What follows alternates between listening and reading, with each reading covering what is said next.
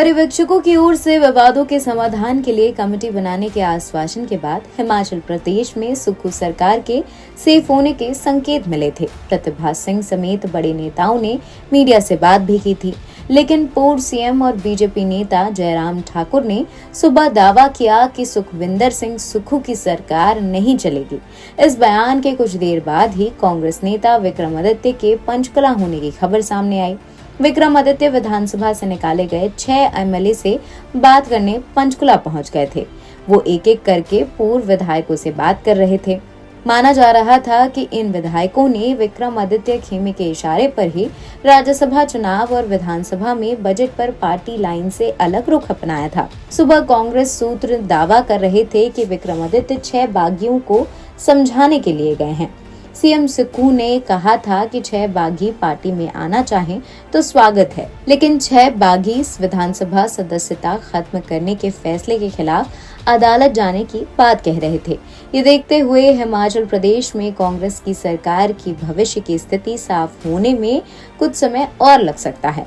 हिमाचल प्रदेश की एकमात्र राज्यसभा सीट के लिए मंगलवार को हुए चुनाव में कांग्रेस के 6 बागियों ने क्रॉस वोटिंग की थी, जिसके चलते भारतीय जनता पार्टी के उम्मीदवार हर्ष महाजन ने कांग्रेस उम्मीदवार अभिषेक मनु सांघवी को हरा दिया। इसके बाद कांग्रेस के केंद्रीय नेतृत्व ने शिमला में पार्टी विधायकों से बात करने के लिए पर्यवेक्षकों की एक टीम भेजी। इस बीच विधानसभा अध्यक्ष कुलदीप सिंह ने राज्य के बजट के लिए मतदान पर पार्टी विहिप का कथित तौर पर उल्लंघन करने के चलते संबंधित 6 विधायकों को अयोग्य घोषित कर दिया।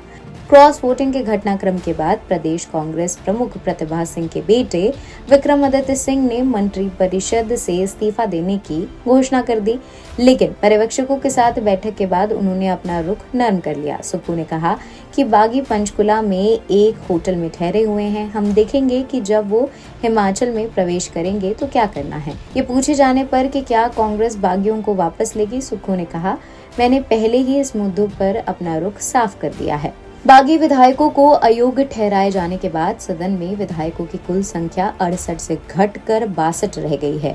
साथ ही इस क्रम में कांग्रेस विधायकों की संख्या 40 से घटकर 34 हो गई है। विधानसभा में भाजपा के 25 और बाकी 3 निर्दलीय विधायक हैं। महाराष्ट्र में कांग्रेस, एनसीपी और शिवसेना गठबंधन की सरकार थी। कुछ ऐसा ही हिमाचल प्रदेश में होता नजर आ रहा है। शिवसेना के विधायक रहे एकनाथ शिंदे ने बगावत की। इसके साथ ही शिवसेना के कई विधायक टूटकर उनके खेमे में चले गए। कई दिनों तक सियासी ड्रामा चला और आखिरकार उद्धव ठाकरे की सरकार गिर गई। एकनाथ शिंदे बागी विधायकों को अपने साथ लेकर बीजेपी से गठबंधन किया और खुद महाराष्ट्र के सीएम बन गए। ऐसा ही कुछ अब हिमाचल प्रदेश में नजर आ रहा है। यहाँ जिस तरह से कांग्रेस से बगावत हुई, विक्रमादित्य दिल्ली पहुंचे, उससे हिमाचल की सियासत में बड़ा कुछ होने का संकेत मिल रहा है। कुछ राजनीतिज्ञों का कहना है कि ये कोई बड़ी बात नहीं है कि विक्रमादित्य ने अंदर ही अंदर अपने पक्ष में कई विधायकों को कर लिया है और सुक्खू के खिलाफ खुद सरकार बनाने का दावा पेश करें। एनबीटी ऑनलाइन की रिपोर्ट।